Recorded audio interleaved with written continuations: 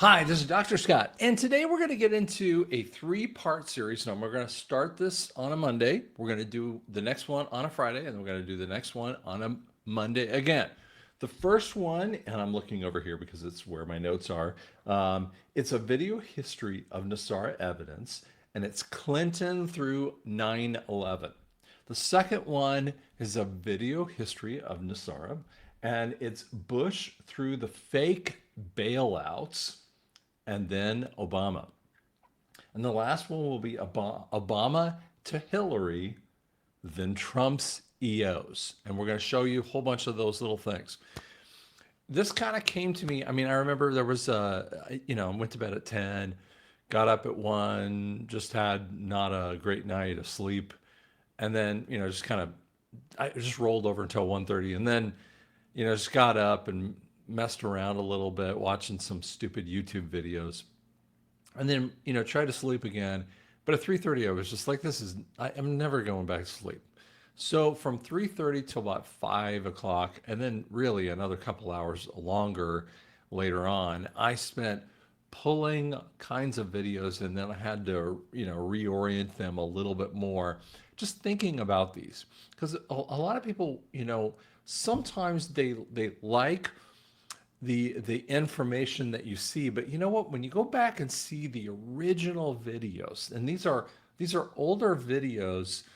Now the first video is Clinton, and by the way, I don't have the original video of Clinton doing his thing, but outside of a few things out there, there's so many little pieces of information that they actually tell you about that are so fascinating, and it will kind of make you, and you might even pause this and rewatch these little tiny videos to see, like, wait a second, I kind of remember that in 2008 or 2003 or whatever that might be. And you might think back through those time frames with that too. So I'm going to add a little commentary in between those time frames to kind of give you an idea. Now, NESARA is a situation of, number one, it's a return to the gold-back standard. Number two, it's a release of a debt forgiveness, which happens every time we go on. We change out the go back to a go back standard. Here's the thing: the Fed lives on debt cycles, and those debt cycles have to come up with what's called a bankruptcy phase, and so they revalue their monies, and they have to do that. And they've been doing that since 1913. The first one is 1933. The second one's 1971. The third one is 1999 to 2001. We'll talk about that one. The fourth one was actually supposed to be in 2020, but it's been extended all the way now into 2025. And the longer that you extend something that actually has to happen, whether it's an issue like, let's say you have extended a situation to a friend or a family member that you really needed to have that conversation, and it's a difficult conversation. You extended a personal bankruptcy, you extended a foreclosure, you extended whatever that might be, or you evaded the law some way or shape or form. When that happens, guess what? The longer that it goes, the worse that it is. And that's exactly where we are today. So NESARA actually is a part of that, and we have to see a debt forgiveness and a return to a go-back standard. In 2020, we really didn't have a lot of evidence, and now it's everywhere. Everywhere we see a conversation about the go-back standard, everyone's talking about it, and gold is at levels of unheard of concepts of $3,400 to $3,700. I can't even remember what the last number I heard. So now we go back in time, and it's also a deletion of the IRS. We have to reset to election standards. We have to fix the voting fraud that kind of keeps coming up. We have to get into term limits. We have to go to a constitutional legal system. Those are all hallmarks. Now, many people are talking about pieces of these, but they don't want to talk about NESARA because they say, well, yeah, but I don't really want to get into that because they've heard something else about it. So let's talk about the first key element of this. So around October of 2000 is the end of Bill Clinton's term. He is forced to sign the NESARA legislation. The people of that time frame, it went through Congress and House just the same way, in a very weird way, when almost no one was there. The only other time frame that a piece of legislation goes through with so few happens in December of 1913. The Federal Reserve Act goes with the fewest number of people signing it they could possibly do, because too many people didn't want to sign the Federal Reserve Act. And even Woodrow Wilson said it was the worst decision that he ever did. But yet he was hired, not elected, because he was brought on with Teddy Roosevelt. They didn't care who won the 1912 election. And he was brought on to pass the Federal Reserve Act. Well, guess what? 2000 was the flip. The military wanted to take this over and do this situation. So I have a little video. This isn't the actual video of Clinton signing it, but you get the concept of him signing the bill. Okay, this is an exact thing. I'm not pulling, oh my gosh, how did you get it into the White House? Again, think of him signing this bill, but he did it, reportedly at gunpoint with that too. Now, he's an outgoing president. Within weeks, he's going to be done. And there is a really interesting circumstance that happens in 2000. And I want you to see this one more time. Let me just show you this here. We're going to kind of go over here, and I want to pause for a second over here on the couple people behind him.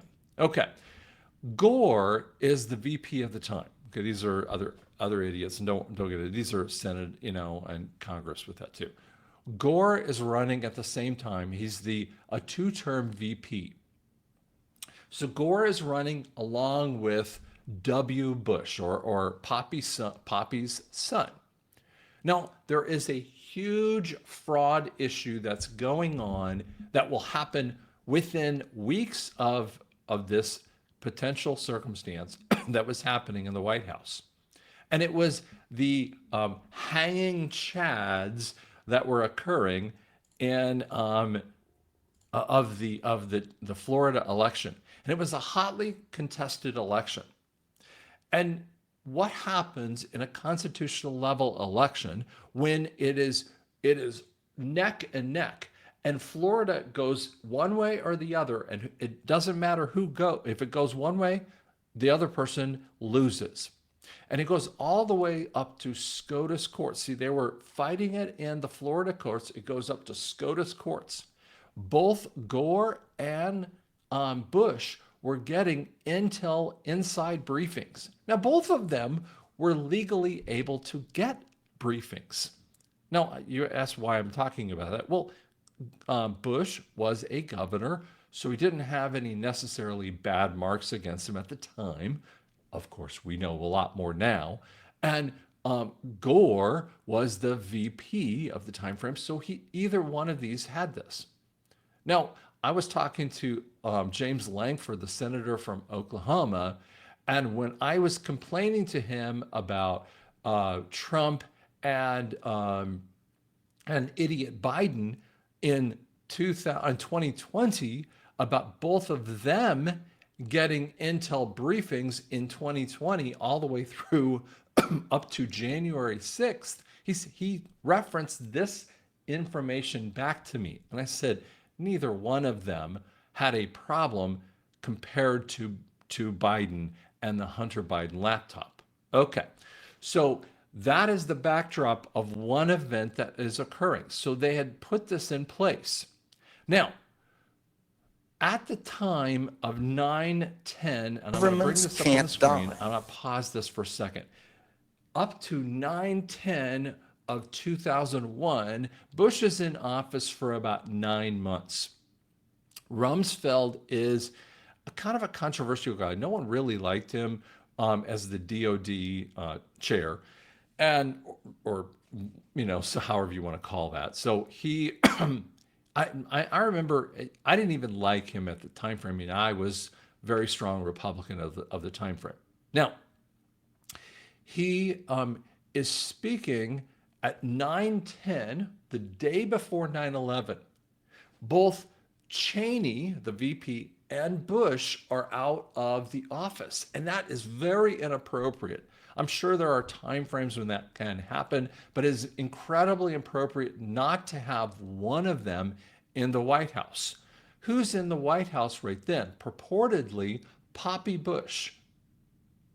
The daddy is in the White House, and he kills the NESARA briefing. But this little nugget of information comes out right here. So listen to this one here.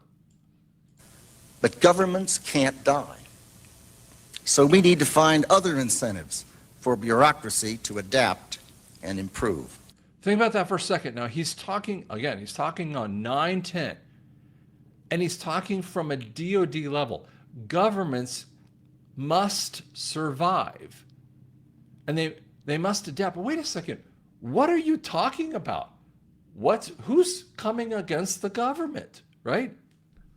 Listen to that again. But governments can't die.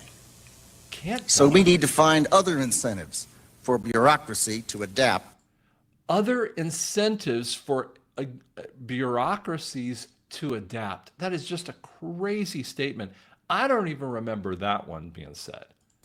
And improve.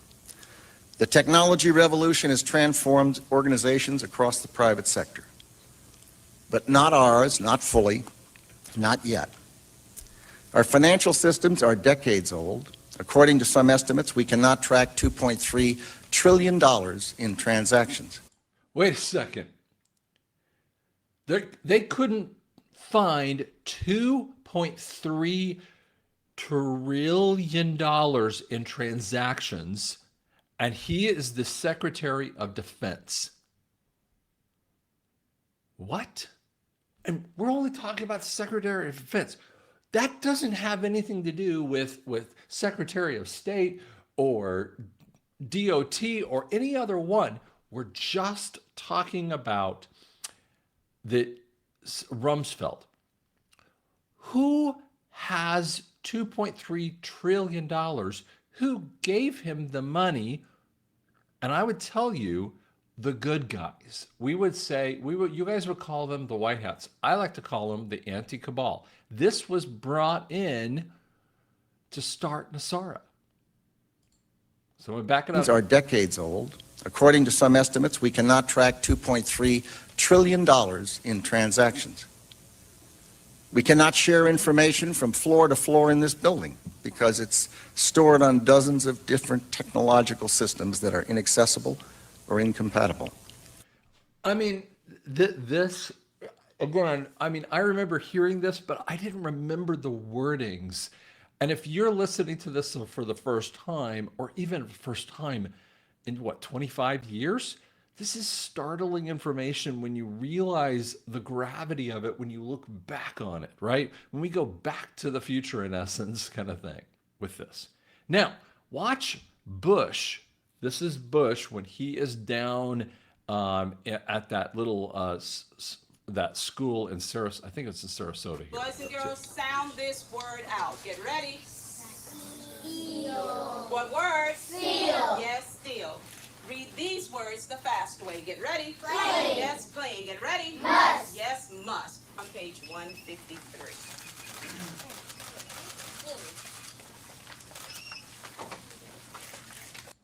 No, think about that for a second.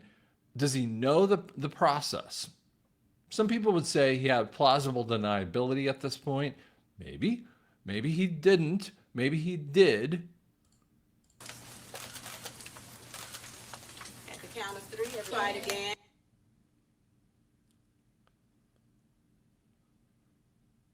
Cooperation between nations to deal with this. Confirmation of United Airlines that its flights, United They set the date for this before they knew the on the way. I'm going to turn right now back to my colleague in New York, Aaron Grant. And it's a fascinating point when you think about that. So when we move forward into the actual World Trade Center,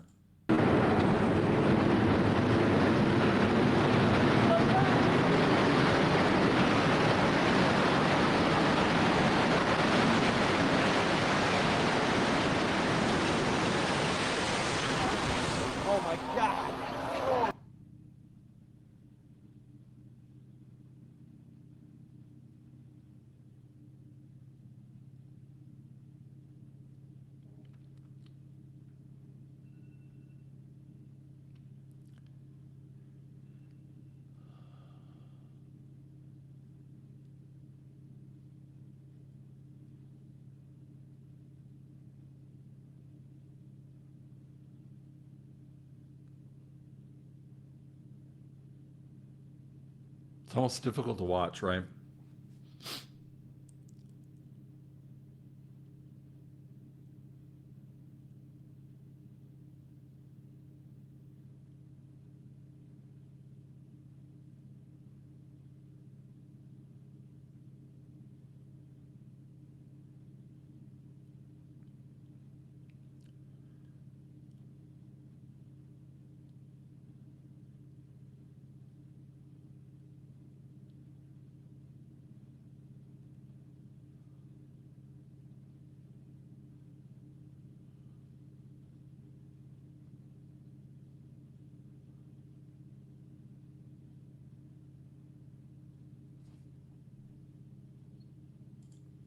I remember that day. I lived in Denver at the time. I had, an hour and a half drive to the office from my house in Highlands Ranch, and it was the office in Aurora. It was always a difficult drive to make it there. It's 25 miles. If I did it on a Sunday morning, it was 30 minutes. Normal day, it was always an hour and a half, right? And the day before, on Monday Night Football, Ed McCaffrey breaks his leg, and his leg was snapped and flopping in the wind. And my wife and I both saw it, and I was like, let's turn on the TV. So we never did that in the morning. Let's turn on the TV and see how he's doing. She's like, okay. And the first plane supposedly had run into the World Trade Center, and then we see live that second plane come into the World Trade Center, and we said that isn't an accident. We knew from that moment on it wasn't the same.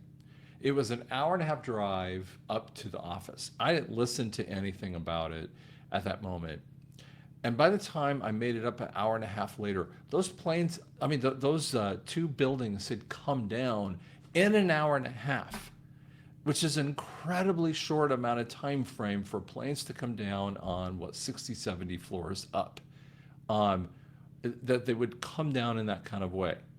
There are other videos that are almost otherworldly as well. This is a very recent video I personally have never seen before.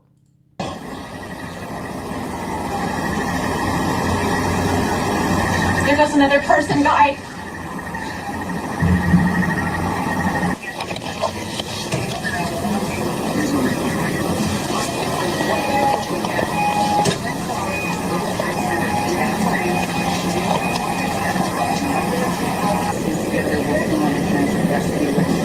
No, I'm across the street, so I have seen I saw when the building started exploding and the debris started flying, and I could see parts of what looked like to me a plane, and as it was exploding, I was afraid at our window. The debris was hitting against our window. I was afraid that part of it was going to break through. It was on fire. Okay, listen to what she said. She's across the street. The building is exploding and the flames are coming out. Exploding is not the same thing as an implosion that would take down a building. Explosion, now, could she be wrong about that? Yes. But here's the interesting part. The windows around were still intact. And yes, I was, and the entire building shook. And I'm from California. I've got earthquake. I look up, and the window is completely filled with flames and debris.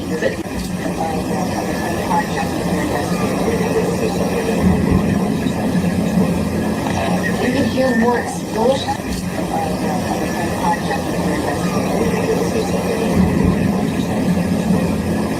You can hear more explosions.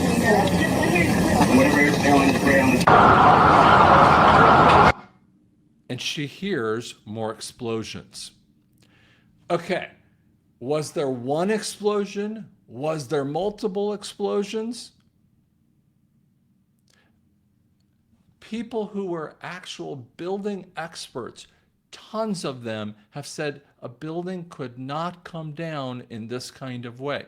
What was this thing about? Well, let's give you another example here. Let's introduce you to Larry Silverstein. Getting a call from the... Larry Silverstein owns Building 7. Building 7 was valued at several $billions and reinsured only months before for a higher realm of that number. And he will be telling you about a pull. And I will explain that here in just a second. And he actually said it on live TV, and I don't have that footage at this moment. I'm going to try to find it for you with that too. But it's a fascinating conversation that he has. Yeah, fire department commander telling me that they were not sure they were going to be able to contain the fire. And I said, we've had such terrible loss of life. Maybe the smartest thing to do is pull it. And they made that decision to pull, and then we watched the building collapse. This comes down in 7 seconds.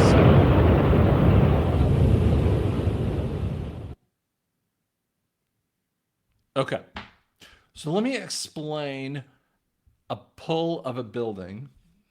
And this is actually done by a guy, pretty smart guy, knows his stuff, right? I believe the 15 days is a record, and he's talking about a different building. This is a completely different building. A broad group T30 hotel, so a 30-story hotel.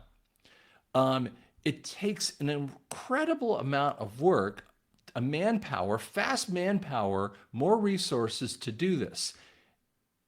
Explain to me this one point.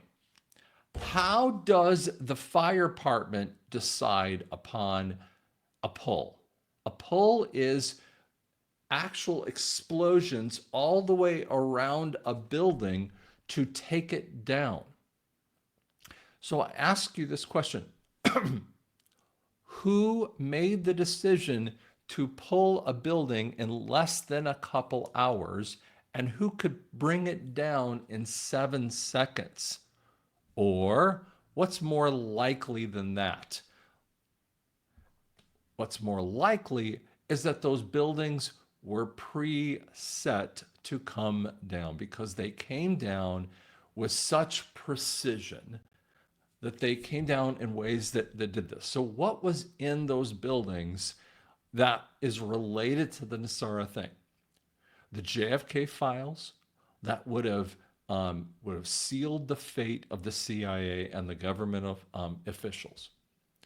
Number 2, the money that was taken from the Pentagon, the $2.3 trillion, to flip us into a gold-backed currency and release the debts. And number three, the computer systems that would have changed us into that mode. And people go, no, it can't be that way. Now, I'm going to show you in the next portion of this the reasons and the how of what happens with Bush all the way through Obama and the next phases of it. Guys, once you understand the level of this and the crimes that are going to come and what we must know for down the road and the reason why it's so important, you'll see why we need to go that way. Share this, like this. Can you guys subscribe to the channel? It makes a real difference for me. That's the only thing I ever ask from you. Just subscribe to the channel. Thanks so much.